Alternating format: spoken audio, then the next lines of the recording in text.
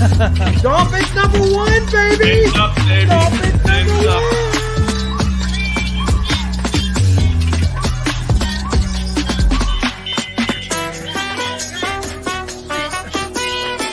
I swear, if a certain quarterback is mentioned in the comments, I got my beers ready. I'm going to crack it open.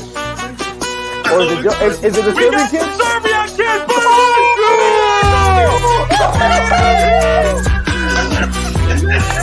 This looks dumb. Oh my god, it looks fantastic.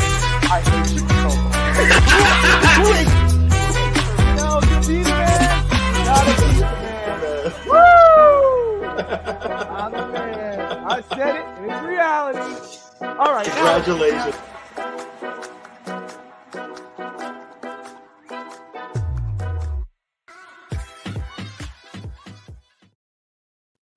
Welcome to Once Upon a Sunday Fantasy Football Podcast. I am your host, Josh Kimmel, coming to you live on this beautiful Sunday night. It is February 19th, 2023, 8 p.m., and I am here presented by the Fins Talk Sports Network.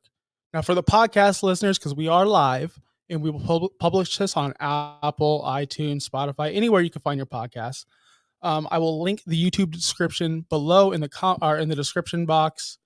Where you can find our show, where we have 748 subscribers. We want to get to 1,000 subscribers on the Fins Talk Sports Network YouTube page before the NFL draft. Help us reach our goal.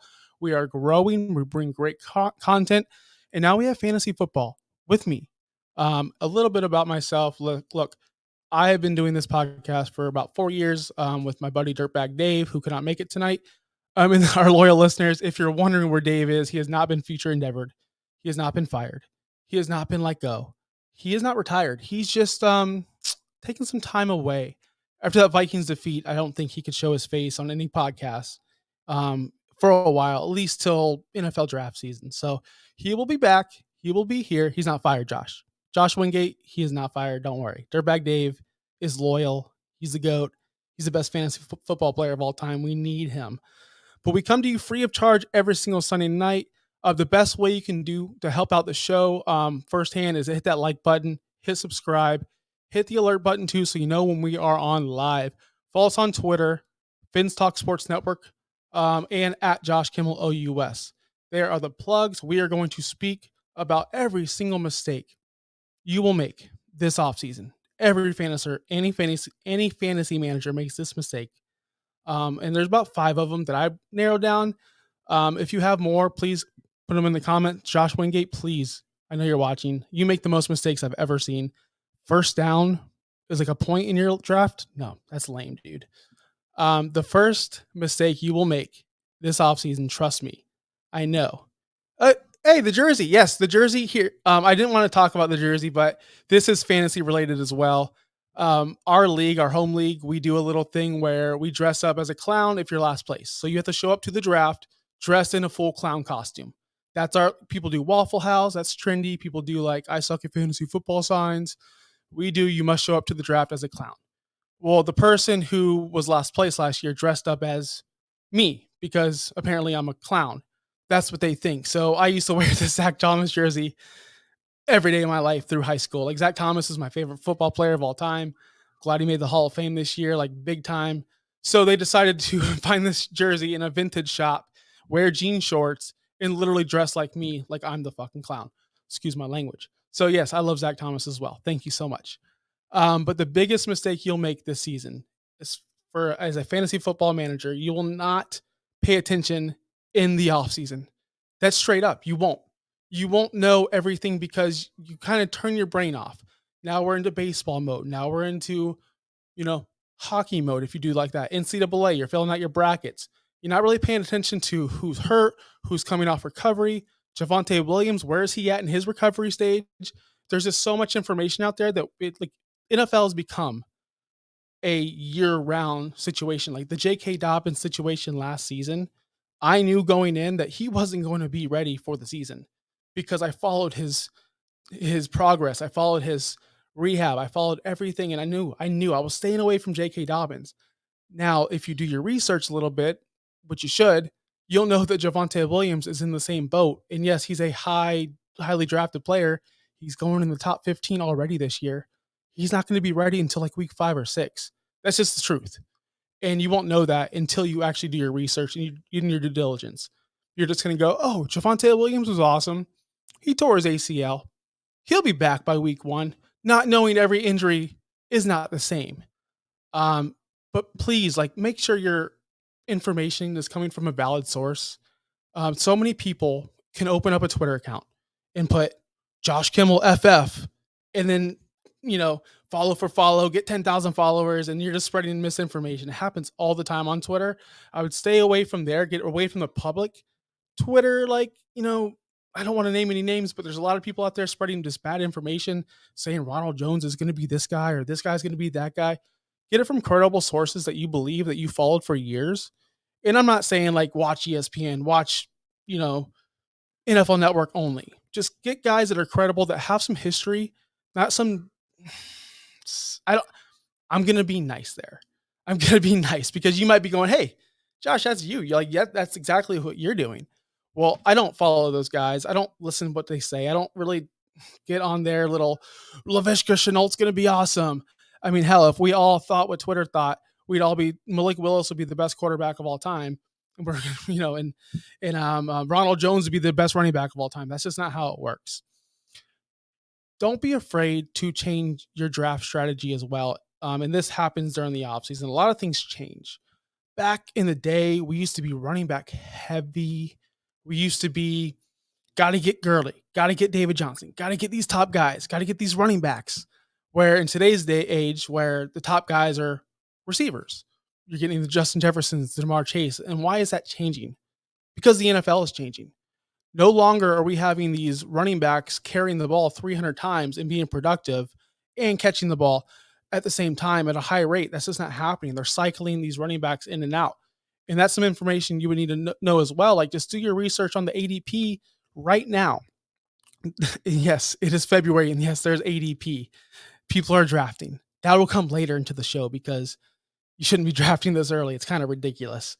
In 2018, the ADP was this for the top 12. You had Todd Gurley, David Johnson, Le'Veon Bell, Antonio Brown, Zeke, Kamara, Barkley, D-Hop, Fournette, OBJ, Kareem Hunt. That is a lot of running backs. That is a lot of really good running backs, but running backs that aren't, wouldn't go as high today. Jonathan Taylor, ADP right now, is running back 10. You know why? Because the NFL has changed so much. Where Justin Jefferson, Jamar Chase, Travis Kelce, Tyreek Hill, Cooper Kupp being drafted above Jonathan Taylor because it's a passing league and because a target is worth more than a carry. And people are finally realizing that now. You're not going to understand that if you just go into it, well, I need to draft running back because they're the most valuable. That's not how you win fantasy football championships anymore. It's not. Go talk to the owners of, who was drafted high last year? Go talk to the Kamara owners. Go talk to the other owners that you draft these top guys. Like Fournette was going. James Conner was going in the second, third round last year. Why? Because of scarcity of the position. Whereas you look at the wide receiver position, these guys are game changers. And you need to look how the game is evolving. Whereas 2018, you can go, oh, I can get this guy. I can get a DJ Chark. I can get this guy. They're going to be deep. The position is so deep. We need to get running backs. And that was before everyone had 2 running backs. Now everyone runs with 2 running backs. Rashad White and Leonard Fournette. You have Kareem Hunt and Nick Chubb. It just happens on every single team, no matter what. That's just something you need to take account for when you are preparing for these drafts, and you're not going to do it. You're just not going to do it. It's silly. There's ADP already for 2023. It's so silly. I'm looking at it right now. There's one running back, 2 running backs in the top 12. That's CMC and Jonathan Taylor and Eckler as well. So there's 3. That's, you're not going to get your running back that early this year, or you shouldn't plan on it. Blindly looking at season stats is the number 2 topic I want to talk about. Just going back and, you buy your little magazine, you go to Publix or you go wherever shopping store you go to, and you go, oh man, I forgot. Austin Eckler was awesome last year. Yeah, he was. Okay, you can look at his stats and you can go, Austin Eckler is going to be, hi Anthony, Austin Eckler is going to be a top guy. He just is. But I want to take you back to 2016. There's a guy that Miami Dolphins fans know. We all know him. We all loved him. His name is Jay Ajayi. I call this effect the Jay Ajayi effect. He broke out in 2016 with 3 massive games. 3 massive games. You all remember them. Trust me, I do. You do. Bobby does. He had 3 200-yard games, one 100-yard game. The rest were complete stinkers. Yes, he may have had some touchdowns. Yes, he may have, had some catches those games, but he did not achieve the level of success that he did in those 4 games in the other 10 games he played. If you take away those 200-yard games, he averaged 10.4 fantasy points per game. That is tragically bad for a running back that he went the very next year as a top 8 running back. Why? Because of those massive games and because you looked at the stat line and you're like, oh, Jay Ajayi is going to do it again.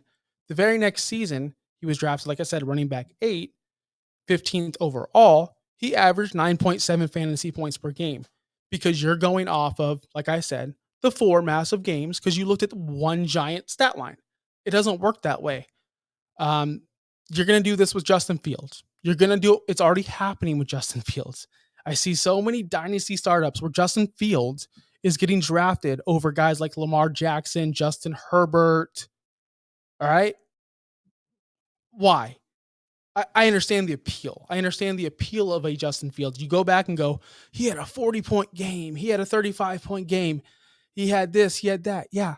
Go look what he did throughout the season. He was not an efficient passer. He was not a good passer.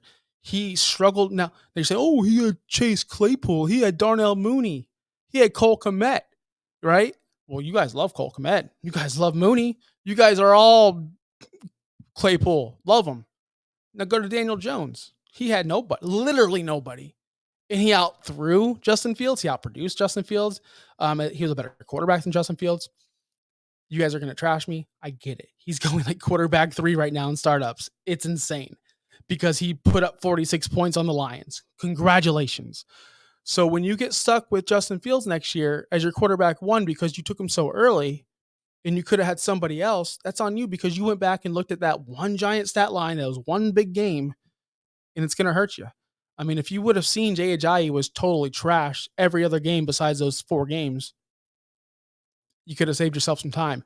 We all did that with James Conner last year. He scored, 19 touchdowns, 2022 or 2021? In 2022, those calmed down.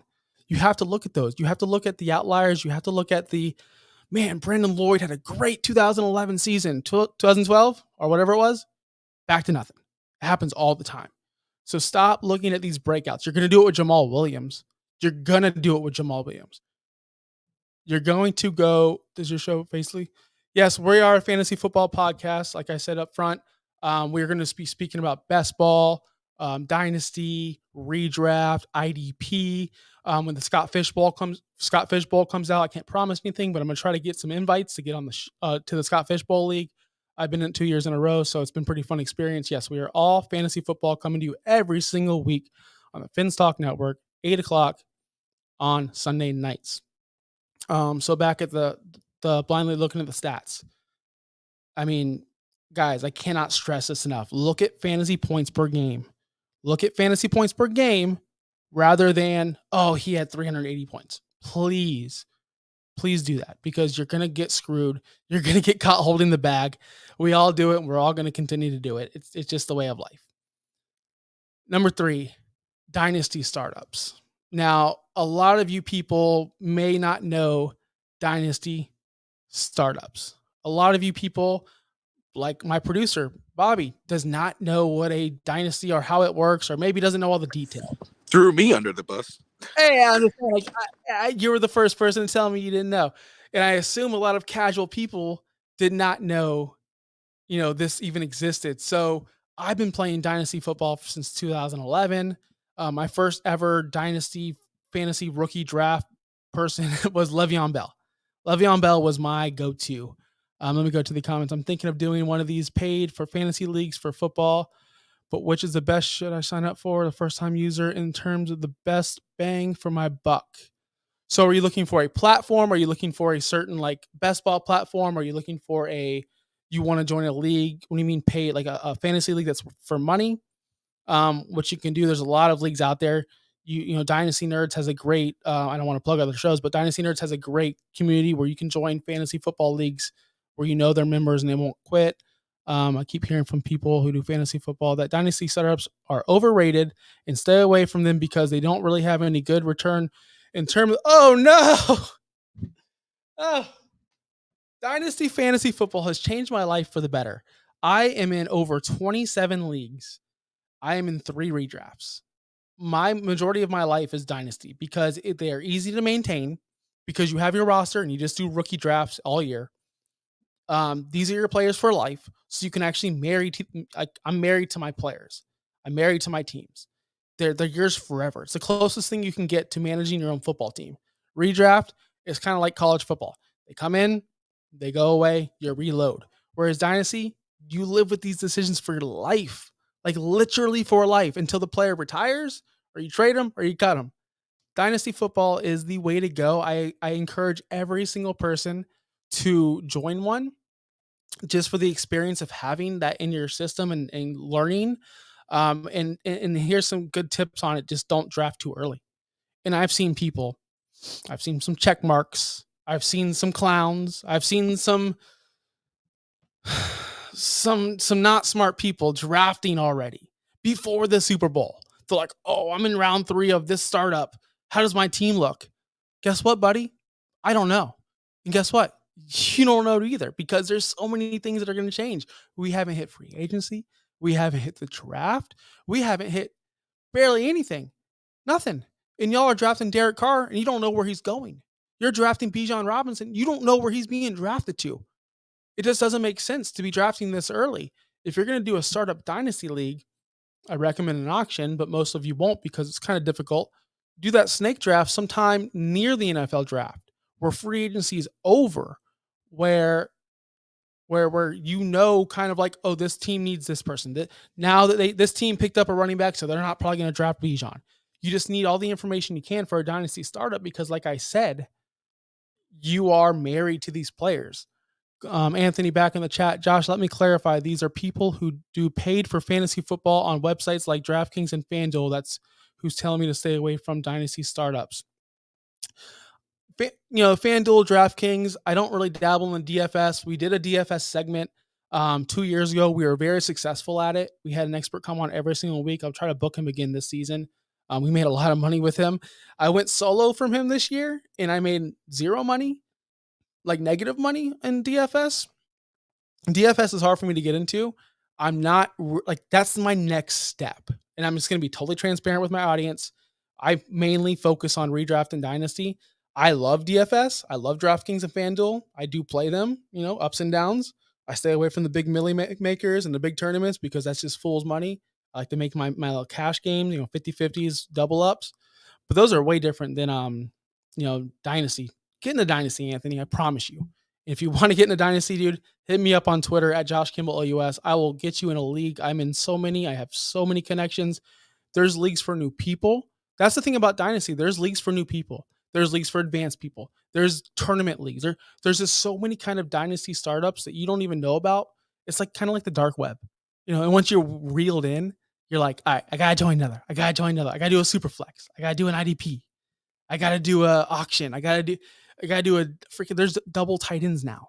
There's leagues with 2 tight ends.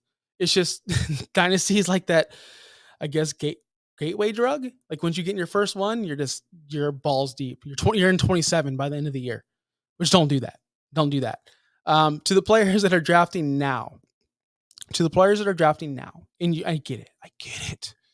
Drafting's the most fun thing ever. Everyone wants to draft. Everyone's like, look at my draft board. I got this person 104. That's why there's other things out there.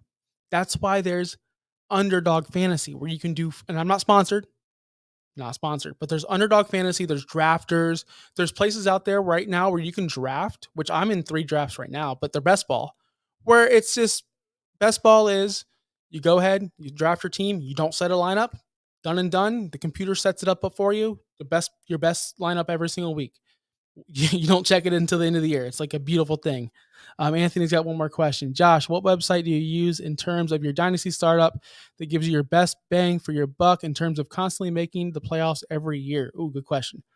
So website, I would recommend people getting into it to Sleeper. Sleeper is the best fantasy football platform for Dynasty, for new people, for people trying to get into it because it's user friendly. There's a built-in chat.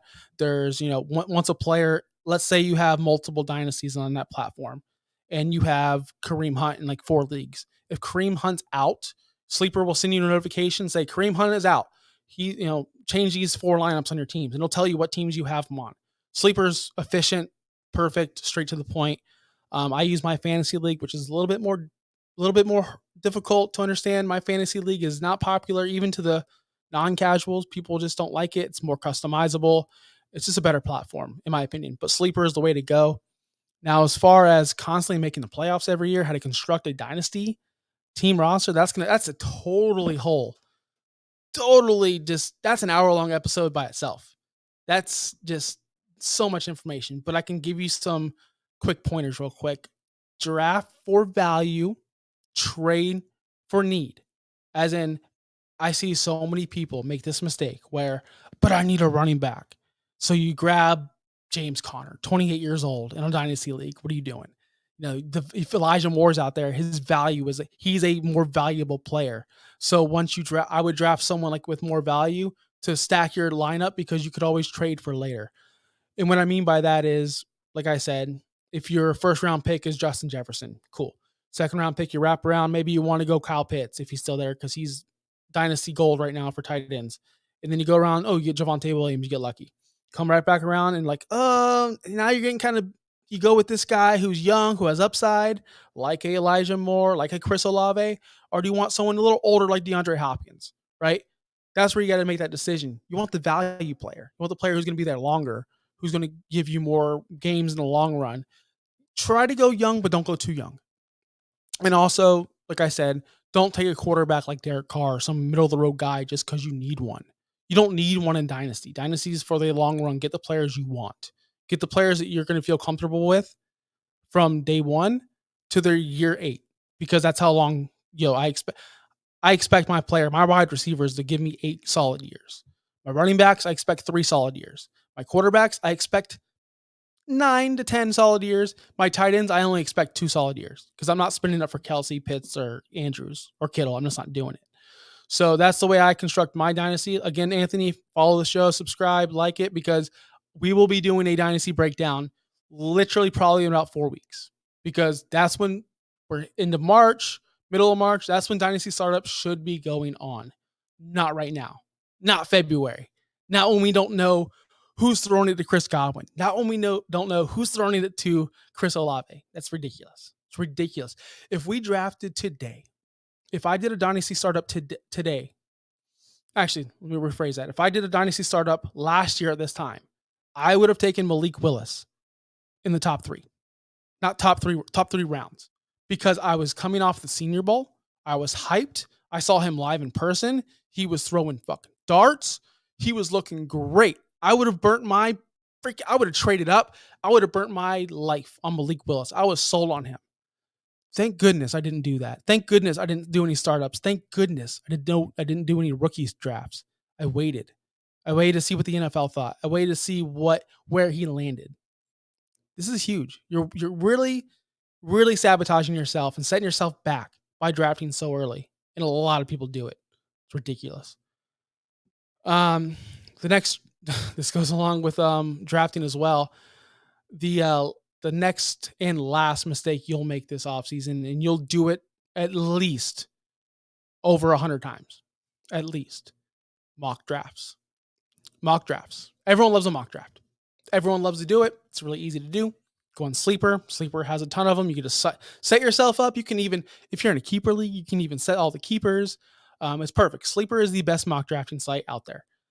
But it's pretty self-explanatory. You don't really want to do mock drafts. Computers don't really know how your draft will go. I did so many mock drafts this year already for rookies, and they're taking Bijan Robinson in the second round. We all know he's going to be 101. We all know.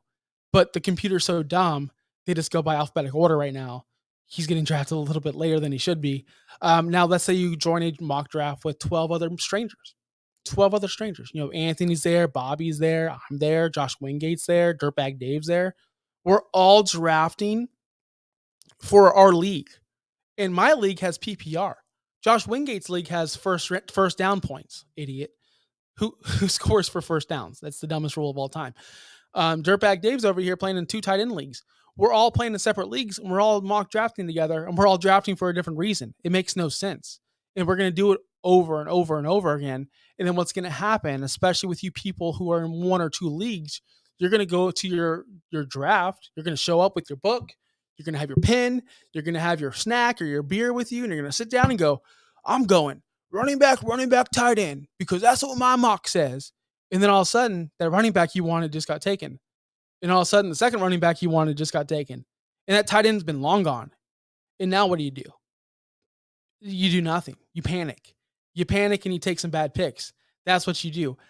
I'm not saying don't be prepared. I'm not saying that, Josh, I just signed up for sleepers and I'm setting up my league. So I'm wondering, do you recommend when I'm setting up my dynasty league to do an auction, snake, or linear? Woo! Like I said, that's going to go in that dynasty show, because for rookies, for newbies, I'm saying do a snake. Unfortunately, I'm saying do a snake. I don't recommend doing snakes if you love fantasy football. But I am saying this. Do a snake if you're new to it, because you will mess up your league if you do an auction and you have no idea what values are and you're bidding this. That's a lot. Auction's the way I go, because I don't think it's fair that you're setting up it's like building a house. You're building your foundation. Now, what if 12 people are all building a house at the same time? And I want this granite, and then they want this granite, and that person wants it. And someone takes my granite before I have a chance to. I don't get to make a bid. I don't get to make my opportunity to get that granite. And granted, I'm building this house for a long time for me to live in. So why should I have to wait? Why should I have to go, yeah, sure, Anthony, you have 101. Oh, congratulations, you get Justin Jefferson just because the luck of the draw. It's kind of ridiculous. In an auction, we all have the same chance to get the same players with the same amount of money. That's the way I go. But Sleeper doesn't allow you to do long-term auctions, as in my fantasy league, which is I use. You can put an 8-hour clock, 8-hour auction. We all have the same opportunity. Whereas Sleeper, it's very limited auction. So stick with the snake is there. I go deep. I do deep leagues where I do 25-man rosters, 5 IR spots, because you're going to get IR guys. And what I do for rookie drafts, in the startup draft alone, I don't put rookies in there. I put kickers in there, and kickers represent your draft pick. So if I draft the first kicker, that's 101. If you draft the second kicker, that's 102. And then you have the rookie draft separate, because you want to get your veterans in their line.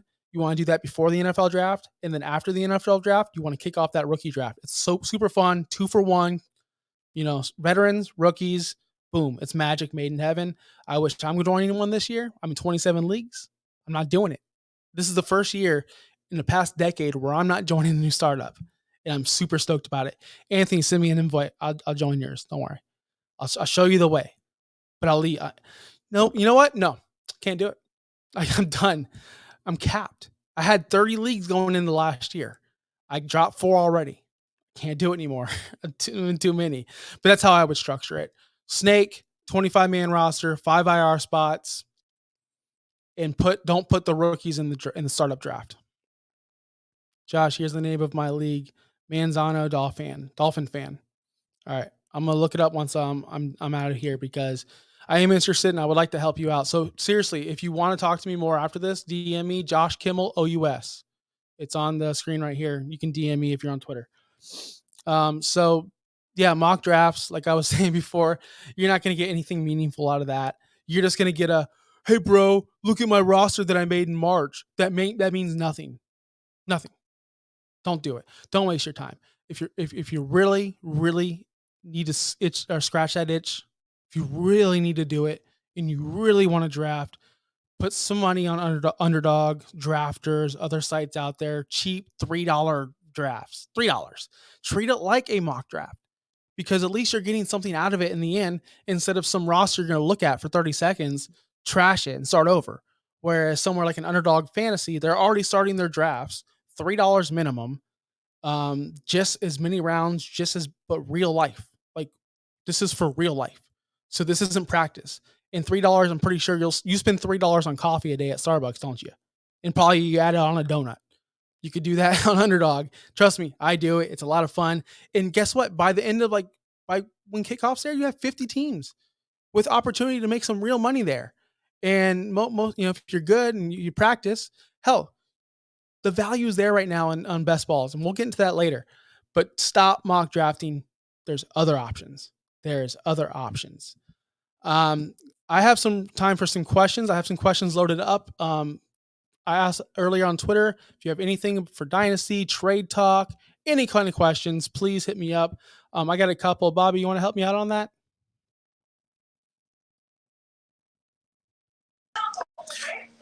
Yeah, you got the questions in the chat? I got them in the private chat. Private chat. Let's take a look at that over here.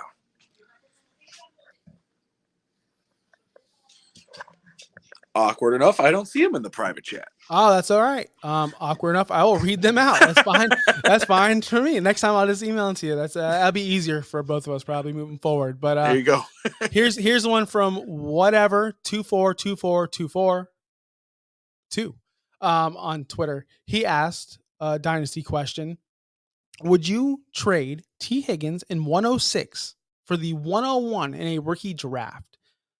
Would you trade T. Higgins, a bona fide stud, 23-year-old wide receiver, proven, who can hold, who will be top 15 in Dynasty moving forward for the next 3 to 5 years, I would say, especially if he gets traded by himself, and 106, where you're looking at a Anthony Brown or a, some kind of asset there, or Bijan Robinson. That's what you're looking at. You're looking at Bijan versus T. Higgins and 106, whoever's there. 2 for 1.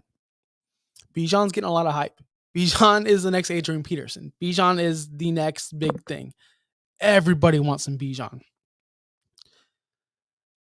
I'm leaning the Higgins 106 side only because we saw Jonathan Taylor was the 101. Now his value has plummeted. This happens all the time with running backs, especially in Dynasty. Give me T. Higgins and whoever I can get at 106, because in my eyes, that's the value. Unless you are a contender and Bijan puts you over the top, I can see that. But give me the depth, give me the T. Higgins, because he's a proven stud, and whoever at 106 this year is strong. I think he won't be as good as Bijan, but he's going to be a damn good rookie at 106. Next question from @MerkCity305 on Twitter. Any advice for a first-time rookie draft? I pretty much just answered that earlier on the show, but I can go ahead and give you another quick tip. Just one more, because I already told you, draft for value, trade for need. Very important.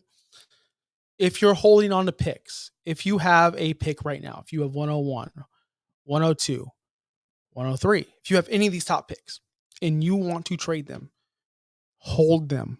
Hold them. I was telling people to hold Calvin Ridley this entire season because his value would be at an all-time low to trade him last year. Wait to see what happens, where he goes to. Now he's in Jacksonville. Last year, he was going for late seconds. He was going for scraps. He was going for basically like a Dameon Pierce type, which Dameon Pierce is fine. He's fine. Is he the long-term answer there in Houston? Probably not. I don't know. Now Calvin Ridley his price is a first-round pick. See, what happened there is people react to what is happening at the moment. They don't understand that he will be there next year. They're like, oh, I missed out on him this year. I got to get rid of him. Why? Did you think about that when Javonte Williams went down?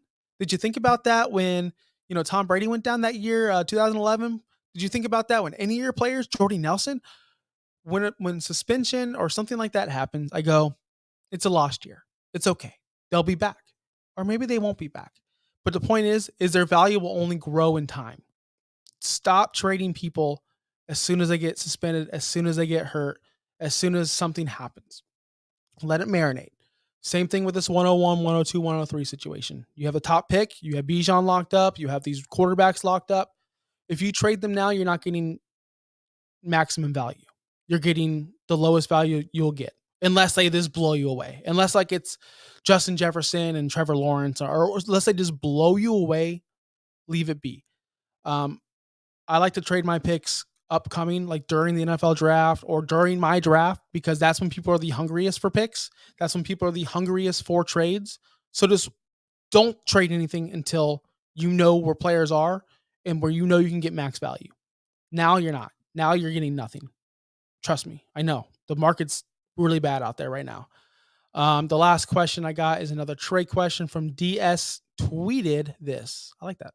DS tweeted this. What's up, DS? This is another trade question. Dynasty, Waddle, Keenan Allen, so 2 superstar receivers. Geno Smith coming off a great season. Don't know where he's going to play. And 2 25 thirds. I wouldn't trade 25 thirds. I wouldn't even want 25 thirds. I don't even know if I'm going to be alive in 2025. I don't know. Tyreek Hill, 4 Tyreek Hill, Josh Palmer, Daniel Jones, and a 25 first. That's a lot. That's a lot. So what I look at is the value. And I break it down by player. Waddle versus Tyreek, 2 superstars. In a vacuum and dynasty, I'm taking Waddle over Tyreek all day. Younger, just as good, just as fast. I love Tyreek, but a little bit older, taking Waddle. Keenan Allen versus Josh Palmer. Kind of the same situation, except for Josh Palmer is not as good as Waddle. And Keenan Allen is still elite, and he still has Justin Herbert there. I'm leaning for the Keenan Allen side. Geno Smith or Daniel Jones. You don't know where they're going to be next year. This is the trade. This is the weirdest trade offer of all time. It really is. I'm going Daniel Jones. They made the playoffs. I think that they'll give him another year. He did show some strides this year. He did look better. And that 25 first over the 2 thirds, that right there puts it over the top. That right there kind of evens it out. It's so hard. I'm going to go the Waddle side just for you're getting more assets. I don't think Josh Palmer is going to be a superstar in this league, whereas I believe Waddle and Keenan Allen are both superstars. I believe on the bottom half, you're only getting 1 superstar.